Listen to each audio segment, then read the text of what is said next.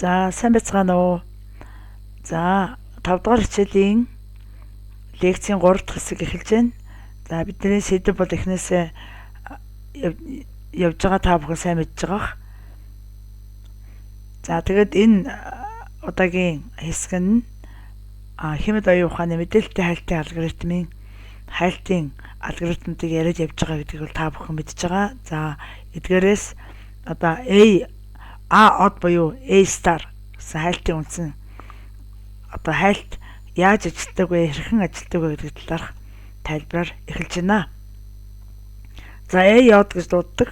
A од одоо монголоор A од гэж дуудах нь тийм. Тэгээд за ингээд A од хайлтаар хайлт нь болохоор нэг өртгөөр хайх арга болон гэрээдийн хайлтын давуу талыг хослуулсан. За энэ хоёр хайлтын давуу талыг нь хослуулсан байх нь. Энэ хоёр бүрэлдэхүүн хэсэгтээ зардлын функцийг ашигладаг. За нэг нь G хот n гэхээр эхлийн зангилаанаас одоогийн зангилаа n одоо зангилаа хүртэх замын бодит зардал. За h n болохоор зэрэг одоогийн зангилаанаас төгсгөлийн зангилаа хүртэх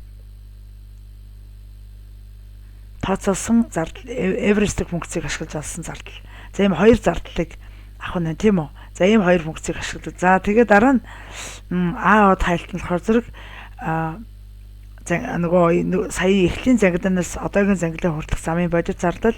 За одоогийн зангилаанаас төгсгөлийн зангилаа хүртэх тооцоолсон зардал хоёрын нийлбэрээр A од гэсэн хайлтын зардал нь одоо гарч ирээд энэ зангилаануудыг үнэлдэг байх нь. За энэ тухайн n зангилаагаар дамжин эхлэх цэгээс төгсгөлийн зангилаа хүртэх хамгийн хямд замын нийт зардлын тооцоо гэсэн үг байна. Тэгэхээр эхлийн цэгээс одоогийн миний байгаа зангилаа тий одоо таны идэвхтэй байгаа зангилаа хүртэх зардал дээр нэмэх нь төгсгөл хүртэх зардал нэмэхээр нийт тэр төгсгөлд очих зардлыг олж байгаа гэсэн үг байна шүү дээ тийм үү. За энэ судалгал хамгийн бага утга бүхий зангилааг үргэлж сонгож үр ашигтай оновчтой алгоритм болгодог байна. За тэгээд эхэндээ зөвхөн эхлэлийн зангилааг л зочилсон гэж үздэг. За энэ дээр хайлтын үндсэн санаа болохоор зэрэг эхлээд эхлэлийн зангилаанаас юу хүртэлх тийм үү? За энэ зангилаануудыг давхцсан зангилаануудыг арилгаад үнэтэй зангилаануудыг нь аваад хамгийн хямдхан зангилаануудыг сонгож авна гэсэн үг. Тэгэхээр энэ бол тухайн шийдлийг авах хамгийн богино замыг хамгийн хямдхан зангилааг замыг сонгож авч байгаа. За эхэлж байгаа цэг нь энд байх нь эндээс төгсөх цэгийг хүртэл явах нь энэ хүртэл явна гэсэн үг шүү дээ тийм үү? За 6 хүртэл явна гэсэн. 5-аас эхлээд 6 хүртэл явна. За тэгэхээр тулд явж болох зангилаануудыг бүгдийн зардлын тооцож үзээд эдгээрээс хамгийн бага зардалтай гарч байгаа нь одоо 5-аас 2 гээд 6 хүрж байгаа тэр зангилаа болж байгаа гэсэн үг байна шүү дээ тийм үү? За тэр зангилаа сонгож авч байгаа гэсэн зураг байна тийм ээ. За яг хоо энэ А хайлтын одоо тий А од гэсэн хайлтын хамгийн том одоо практик одоо сул тал нь түүний үүсгэсэн бүх зангилааг санах хойд хадгалдаг. Тийм учраас санахын хүндрэлтэй байдаг. За тэгэхээр яг хоо маршрут төлөвлөлтийн практик системд график урдчлан боловсруулах нь эдийн сайн гүйцэтгэл хүргэдэг. Гэхдээ график шууд боловсруулах нь санах хойг маш ихээр одоо шаарддаг. Тэгэхээр А од хайлт нь болохоор олон тохиолдолд хамгийн оновчтой шийдэл хэвээр байх ба хамгийн богино замыг баталгаатай олох учраа үр ашигтай байна гэж үздэг. Тэгэхээр А од хайлтаас өөр цөөн зангилааг өргөх оновчтой алгоритм байхгүй гэж хэлж болно. За тэгэхээр А од хайлтын үндсэн давталтанд юу багтах вэ? За юу багтах вэ гэхээр зэрэг үндсэн давталт нь за тэргүүлэх зарвал хоосон биш байхад n зангилаа нь f от n-тэй тэнцвэр тэргүүлэх чиглэлээр өргөгдөнө. За энэ бол хамгийн бага зардал гарна гэсэн үг. За тэгэхгүй яхээр зэрэг яг алгоритмын мөчлөг бүрт хамгийн бага f от n утга бүхий зангилааг эхлээд өргөгдөхөд дараа нь дарааллаас хасаад явна гэсэн үг байна. Хасагдаад явна гэсэн үг байна. За тэгвэл зорилт цэгийг яаж шалгах вэ? Тэгвэл алсын зангилаа зорилт цэг бол хайлтаа зогсоож замыг сэргэнэ. Хэрвээ шаардлагатай бол. За хөршийн хайлт гэж юу байх юм бэ гэхээр зэрэг алсын зангилаагүй зангилааны зочлоогүй хөрш бүрийн хувьд одоогийн зангилаанаас хөрш рүү чиглэсэн эренгийн өртгийг G hot гэдэг одоогийн зангилаан дээр одоогийн зангилаан дээр нэмж G хөршийн зардлыг тооцдог. Хөрш зангилааны зардлыг тооцолдог. За тэгээд F-стик функцийг ашиглаад H hot хөршийн хамгийн бага юуг зардлыг бас тооцоолох нь. За тэгэхээр зэрэг нөгөө A хайлтын хөршийн зардал болохоор зэрэг алсын зангилааны зочлоогүй хөрш одоогийн зангилаанаас хөрш рүү чиглэсэн эренгийн өртгийг одоогийн зардал дээр нэмж хөршийн зардлыг олж байгаа тийм үү. Тэгвэл тэр хөршийн зардал дээр Эвристийг ашиглаж олсон хөршийн зардлыг нэмжиж хөршийн зардлыг гаргаж ирж байгаа гэсэн хамгийн бага зардлыг гаргаж ирж байгаа гэсэн үг.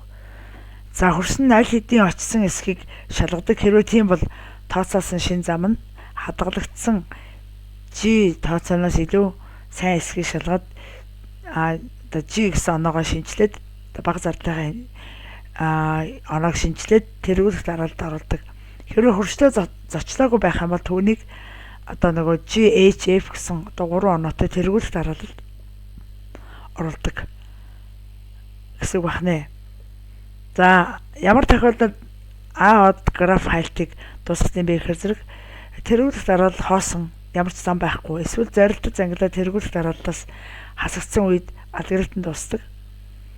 Зорилттой цэгийг дараалалгүй болгосны дараа бүртгэгдсэн эцэг гэсэн мэдээллийг ашиглан зорилттой зангилаанаас эхлийн зангилаа руу буцах замаар оновчтой замыг олж авч болно. Төгсгөлөөс нь их рүүгээ буцаж явж болно гэсэн үг байх нь. Тэгэхээр энэ А од хайлтыг хэзээ ашиглах юм бэ? За энэ дээр нөгөө тоглоомын зам хайхад ашиглаж байна. За тоглоомын баатруудын тоглоомын ертөнцөөр хамгийн дэвт замыг олох. За робот техникт болохоор нарийн төвөгтэй орчинд роботуудын замын төлөвлөлтийг хийх. За маршрут төлөвлөлтөнд ашиглана. Энэ болохоор зэрэг навигацийн системд хамгийн дэвт замыг олох. Жишээ нь Google Maps-ыг ашиглаад хамгийн дэвт замыг яаж олох вэ гэдэг дээр маршрут төлөвлөлтөнд бас А од хайлтыг ашигладаг байна. За логистикийн хувьд бол логистикт яаж ашигладаг хөр ачааны машин эсвэл дроны хүрэх замыг оновчтой болгох. Хүргэлтэнд ашиглаж байгаа тэр логистикийн маршрутыг гаргахад богино замыг оновчтой замыг олохын тулд бас энэ А од хайлтыг ашигладаг байна. За сүжээний чиглүүлэлтэнд ашигладаг. За сүжээгээр дамжин өнгөрөх пакетуудын оновчтой замыг олох. Оновчтой шийдлийг үр дүнтэй олох шаардлагатай график хайлтын дурын асуудал ямар ч асуудал явах ёстой. Энэ А од гэсэн графийн хайлтыг ашигладаг байна. За энэ бусад хайлтын алгоритмуудтай хэрхэн харьцдаг вэ гэхээр за энэ өргөнөөр хайх хайлт тийм ээ. За А од нь Эвристийг ашигладаг учраас өргөнөөр хайх хайлтаас илүү ухаалаг байдаг. За өргөнөөр хайх хайлт нь эренгийн тооны хувьд оновчтой замыг баталгаажуулдаг боловч А од нь болохоор зэрэг зардлын хувьд оновчтой замыг баталгаажуулдаг байна. Эренгийн тооны хувьд оновчтой зам баталгаажуулдаг боловч А нь болохоор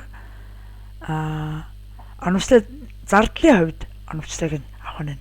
За өргөнөөр хайлтыг харга тийм ээ. За энд болохоор зэрэг энтэй ээж холбогдох вэ гэхээр Эвристик функцийг тэг болгож тохируулсан үед А одыг өргөнөөр хайх хайлтыг өргөдгөл гэж үзэж болно. Бүх зангилааны хувьд Эвристик нь 0 байх үед А од нь өргөнөөр хайх хайлттай адилхан ажилладаг. Тэгээд энэ алгоритм хайлт бол бүрэн бөгөөд оновчтой байдаг. За тэгвэл гэрээдийн хайлттай хэрхэн холбогдох вэ гэхээр А од хайлт нь бодит зардал болон Эвристик зардлыг хоёуланг нь авч үздэгээр гэрээдийн хайлтаас ялгаатай. Харин гэрээдийн хайлт нь зөвхөн Эвристик зардлыг тооцдог. Тэгэхээр А од ихэвчлэн илүү оновчтой мөн бүрэн гүйцэд хайлтыг бол хийх боломжтой гэсэн үг байна. За тэгвэл товчхондоо дүгнээд хэлбэл А од хайлт нь жигэнсэн графтах оновчтой замыг олох хүчирхэг бөгөөд өргөн хэрэглэгддэг алгоритм байх нь. За өнгөрсөн болон хүлээгдэж буй ирээдүйн зардыг харгалзан үзсэн эвристик функц болон зардын функцийг ашиглах нь үнийг янз бүрийн хэрэглээнд үр дүнтэй практиктай болгодог байна. За тохиромжтой эвристик функц байгаа үед А-од хайлтан нийтмэл хэмэл оюун ухаанд зам хайх болон бусад график хайх асуудлыг шийдвэрлэх сайн сонголт болдог. За оновчтой байдал үр ашигын аль алинд нь хүрэх чадвар нь үүнийг энэ салбарт чухал хэрэгсэл болгож харуулсан байх нэ. За граф хайлт.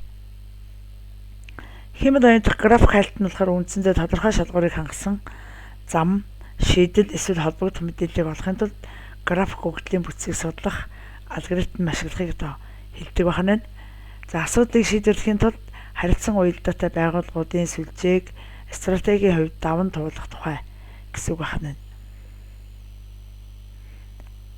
За графикууд мэдээж дүрслэл тийм ээ, дүрслэл юм.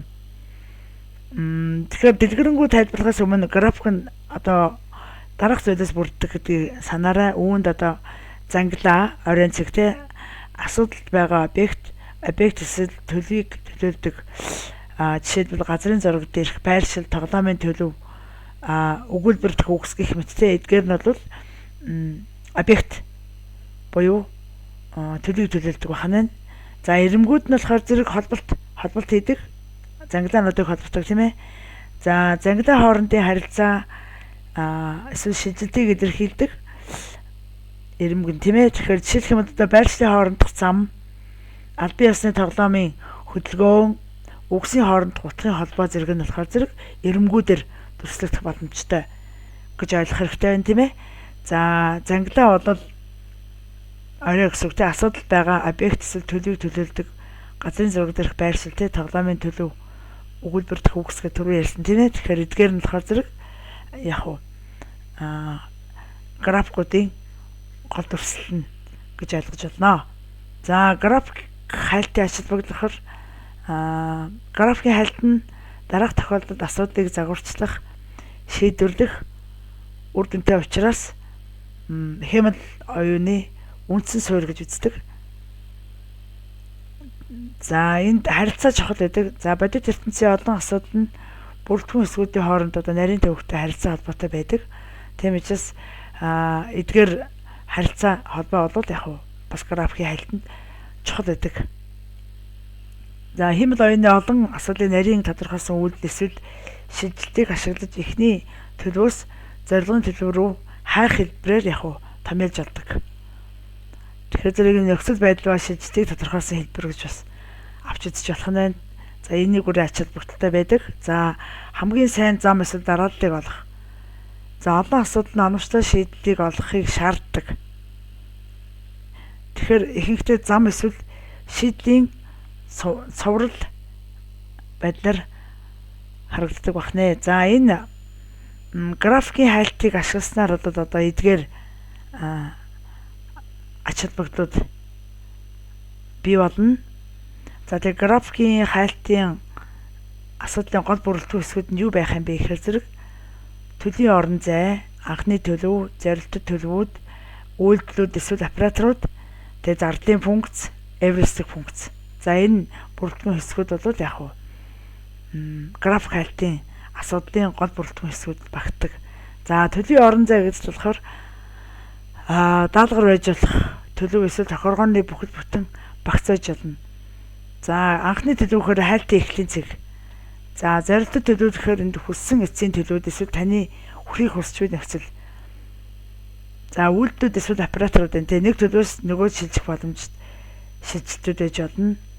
За зардын функц. За энэ заавал халбгүй байна тий. За хэрэв үйлдэл хийхээс төлөв хоорондын шилжилтийн зардал нь. За энийг бол жижиглсэн графикийн асуудал ихэвчлэн ашигладаг.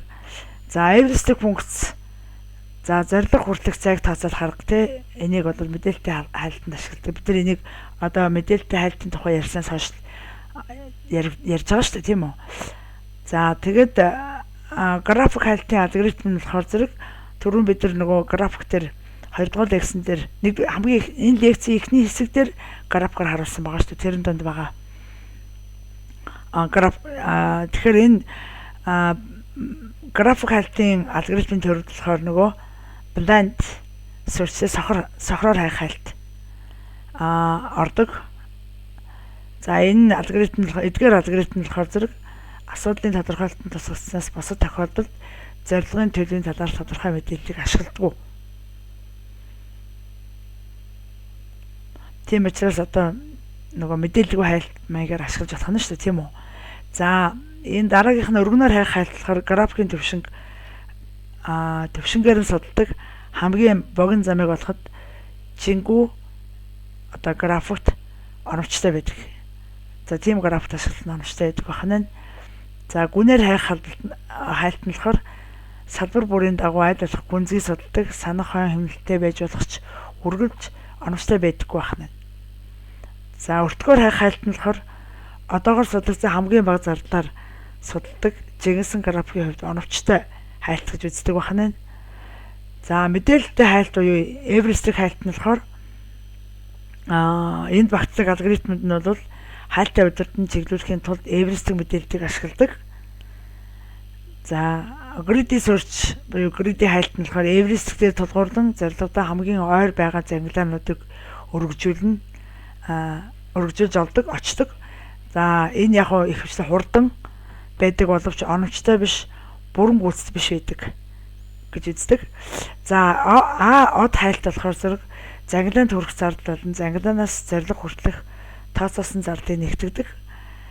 За зөвшөөрөгдөх эвристикийг ашиглах үед бүрэн бөгөөд оновчтой байдаг. За ийм хайлт байдаг. За тэгвэл график хайлтыг ашигладаг ямар бодит програмууд байдаг вэ? Хайлтын одоо ямар гол үйлдэлүүд байдаг вэ гэж энэ тайлбарлая тийм ээ. За тоглоом дах зам хайдаг pathfinding games гэсэн одоо нэр үгээр төлхөр үгээр тодорхойлдог тийм ээ. Тоглоомын баатруудыг газрын зураг эсвэл төвшингээр дамжуулан чиглүүлэх үйлдэлд ашиглагддаг байна. За од нь болохоор зэрэг үр ашиг оновчтой замыг олох чадвараараа одоо энэ тоглоомын зам хайх тайлтанд яг байнга ашиглагддаг байна.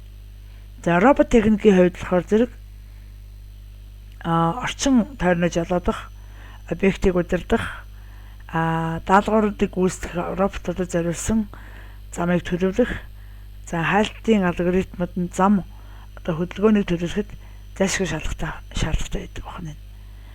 За навигацийн системд бас газрын зураг дээр хоёр байршлын хооронд хамгийн дэвт замыг олох. Энийг одоо бид нар өдөр тутамдаа алхам тутамдаа ашиглаж байгаа шүү тийм ээ. За од болон өртгөөр хайх болон бусад алгоритмуудын навигацийн хэрэгслүүдийн бас ашиглагддаг.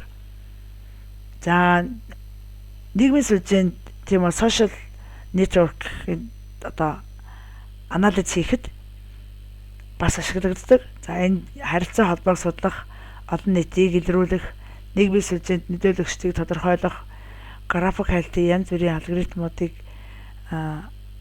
одоо тодорхойлоход ашигладаг. Хэн хэнтэй ямар холбоотой байна гэдгийг ашиглахад яг тодорхойлдог. Бид нэр жишээлбэл Facebook дээр шууд харагддаг шүү дээ. Хэн хэнтэй ямар холбоотой бэ гэдгийг шууд харагддаг.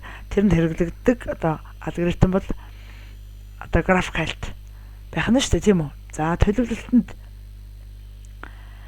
нарийн төвөгтэй зорилго хүрэхийн тулд үйл ажиллагааны дарааллыг боловсруулах, за график хайлтыг даалгаврын менежментийн алгоритмыг төлөвлөх хэрэгсэл болгон ашигладаг. За тэгээд төлөвлөлтийг олон янзаар хийдэг. Жишээлбэл бид нар софтвер хөгжүүлэхэд, програм хангамжийг хөгжүүлэхийн тулд төлөвлөлт хийж хөгжүүлдэг. Хэрвээ төлөвлөлтийн одоо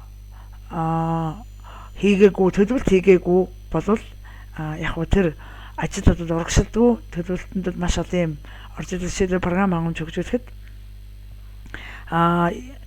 програмыг одоо хөгжүүлэх үндсэл нь юу вэ гэдгийг тодорхойлохоос эхлээд хэрэглэгчийн шаардлагыг тодорхойлохоос эхлээд шаардлага тохирсон програм хангамжийн загварыг гаргаад загварын дагуу програмыг хөгжүүлсэн програмаа туршаад за боллоо гэж үзэх юм бол тэрийг буцаагаад юунд хэрэглээнд гаргасны дараа тэрэнд үйлчлэгээ үзүүлэх гэдэг энэ бүх үйл ажиллагаануудыг ямар хугацаанд хийх үү, ямар үнэлттэй хийх үү, за хинхэн энэ алхам бүрдэл хинхэн ямар хүмүүс ямар зорилготой ажиллах уу гэд тэр болгоныг бүгднийг төлөвлөхөөрөө текстээс гадна график хэлбэрээр төлөвлөгөөг хэрхэн явж байгааг байнга хянах боломжтой байдаг. Ер нь онлайн төлөвлөлтөд маш олон системүүд байдаг.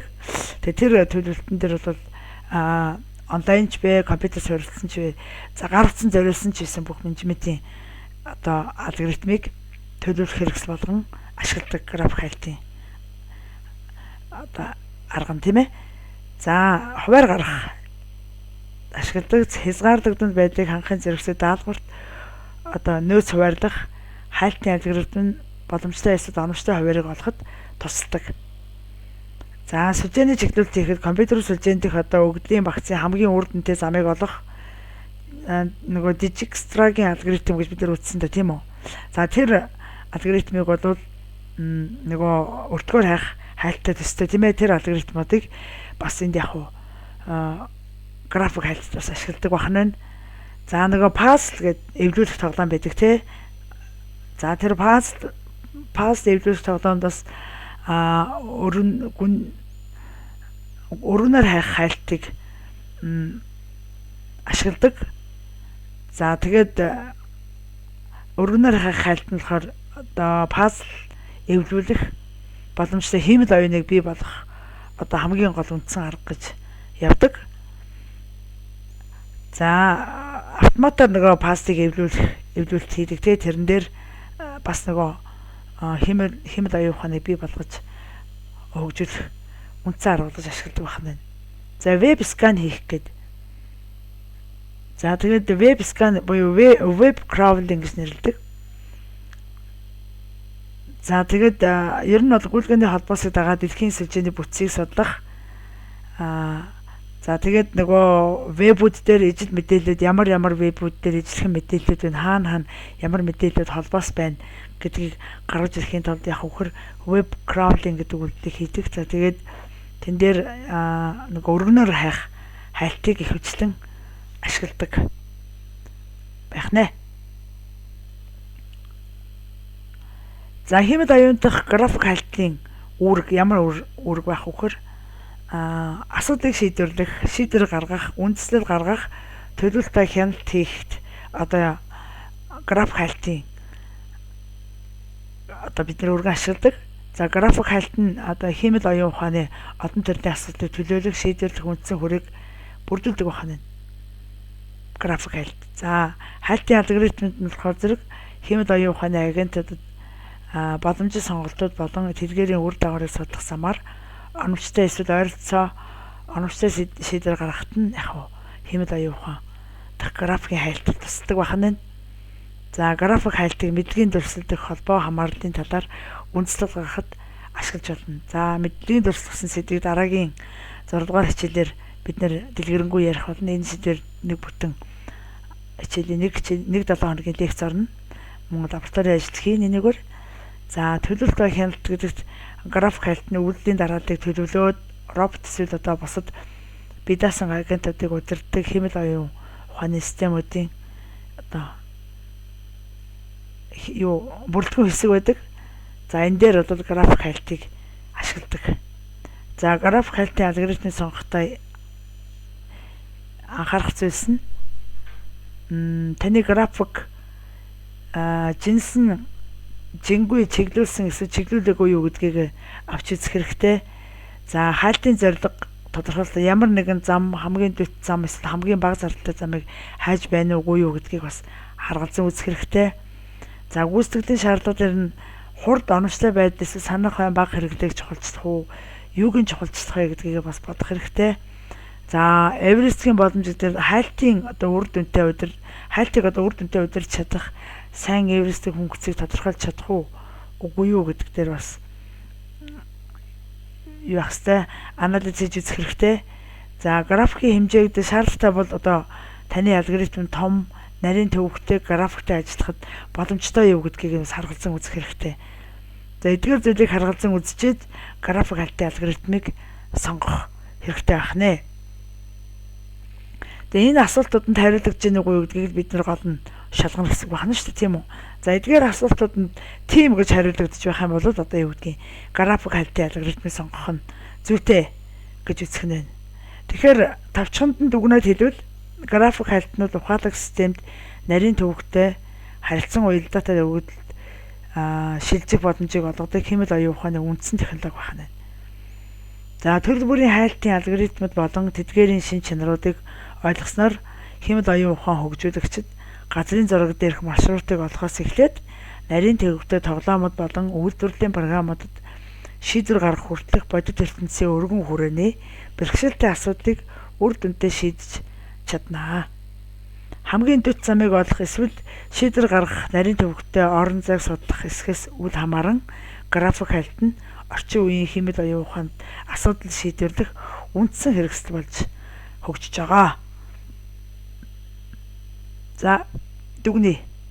Өнөөдрийн одоо 3 5 дугаар хичээлийн лекцийг дүгнэе.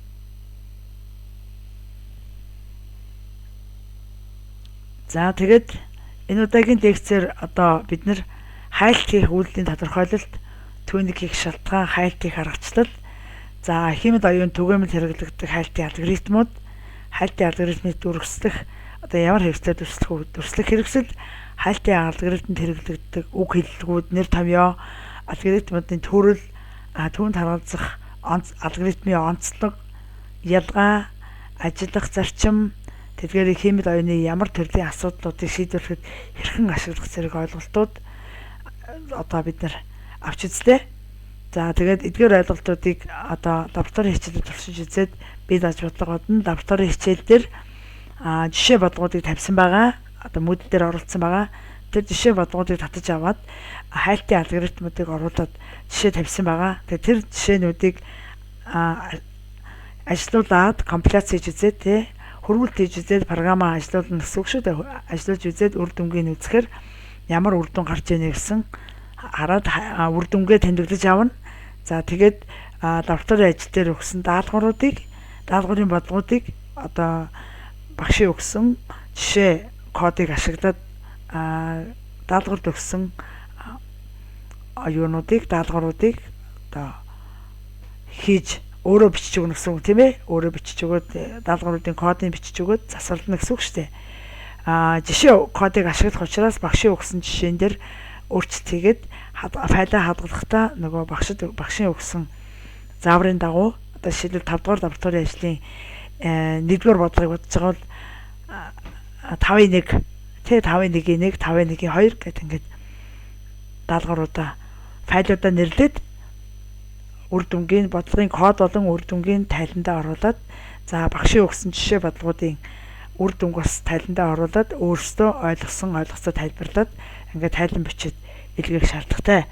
За би түрүүн бас хэлсэн өмнөх лекцэн дээр ер нь бол энэ лекцийн хичээлээр өгсөн бодлогуудыг юу яах хэрэгтэй? Нөгөө шивж үзээд за тэгээд үр дүнгийн заавал үзээрэй, туршиж үзээрэй гэж хэлсэн байгаа тийм үү. За тэгээд анхаарал тавьсанд баярлалаа. Ямар нэгэн асуулт байвал сургалт хөтөлбөр системийн зурвас илгээх хэсгээр илгээгээрэй. За дараагийн хичээл хүртэл түр баяртай.